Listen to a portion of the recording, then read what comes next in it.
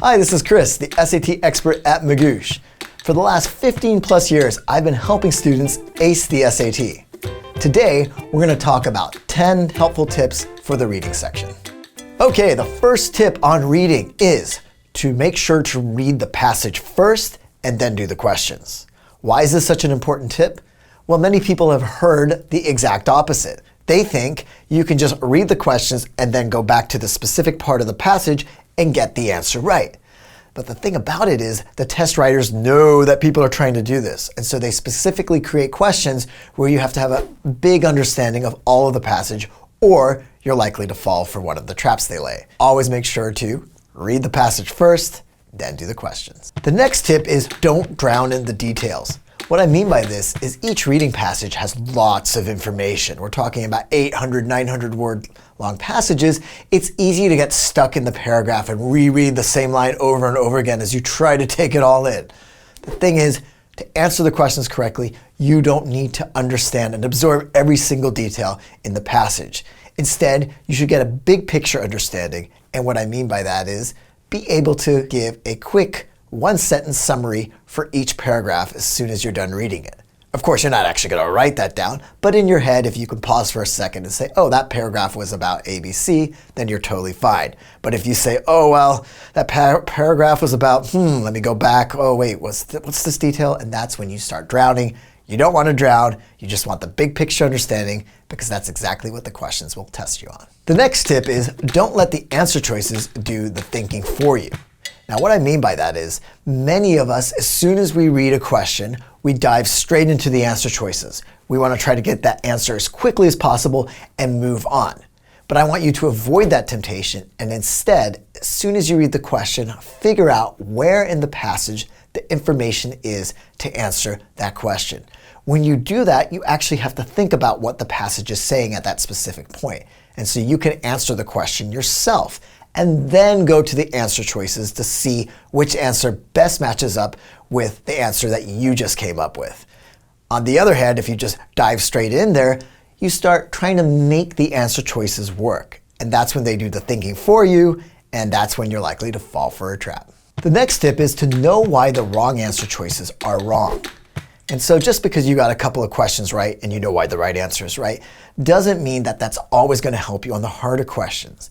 If you know which traps that the SAT test writers actually come up with, then you're far less likely to fall for them. And one way to know this is to actually look at the wrong answers, the one you didn't pick maybe, and figure out, well, what made it wrong? Even though it was really tempting, I was about to pick it, why didn't I pick it at the end? And once you develop that ability, you're going to be far less likely to fall for all of those traps that the test writers lay for you. And speaking of traps, the next tip is if one part of the answer choice is wrong, the entire thing is wrong. What I mean by that is the test writers will come up with the perfect answer choice and it will just pull you in. You'll want to circle it and say, wow, this is great. I know I got it right. But at the very end of the answer choice, they slip in that one word that makes the entire thing wrong. And so what you want to be doing is actually looking for not every single word that's perfect, but looking for that one word that would make the entire answer choice wrong. And you know if you find that, then you can get rid of that answer choice and not fall for that trap. The next tip, and another trap, an answer is wrong if it mentions something that is not in the passage at all. Oftentimes what the test writers will do is they will have an answer choice that sounds right. It's based on common sense. Most people would agree with that. But it's not actually mentioned in the passage, and therefore it cannot be the right answer. So don't just pick something because you agree with it in general or it sounds good.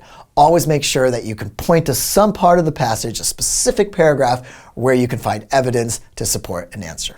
The next tip is about the reading section itself. There are 5 passages on there, and the key here is not every passage is created equally. There are easy passages, maybe a reading section about a person's struggle as they learn something new. It's a work of fiction, you can identify with the person, sounds really easy. And then the next passage you see is about a 19th century scientist writing about their experiment with this complex chemical, which no one can relate to. So knowing that, what should you do? Well, you should go for the easy passages and easy questions first, so you know that you've definitely gotten those ones right. And then, towards the end, if you have time for the harder passages, fine, go ahead and do those. The next tip is learn where you struggle. We talked a second ago about not every passage being the same. And for you, an area or a type of passage you might be very good at, maybe your friend isn't so good at. So learn where you struggle, take a practice test, figure out not just the types of passages, but the question types that you continue to miss. For instance, if there's a pattern and you tend to miss these inference questions, as they're called, then hey, that's good to know. That's an area that you need to work at. But the key is finding out where you can improve at, not just doing practice passage after practice passage, hoping you're going to get better. The next tip is to take a practice test. It's only under these conditions, when you're timing yourself and you're slogging through one passage after the other, that you can know what your weakness is. For instance, I've had students before who are really good at these passages as long as they're getting one at a time and then taking a break and doing something else. But when they get to that fourth passage on the real test or on a practice test, they start to fatigue and get tired, and that's where they make these careless mistakes. Well, learning something like that is great because it can help you test day, but unless you're taking these practice tests, you're not going to know that. And so the key is take a practice test, not a day before, but weeks before the actual exam, because it's going to help you figure out why you're missing things so that you don't miss them on the actual test. The next tip is a little bit every day goes a long way. What do I mean by that? Well, it's easy to think that you're making progress when you sit there, roll up the sleeves, and for 3 hours you do nothing but these reading passages. And truth be told, you've probably made a little bit of progress after that time.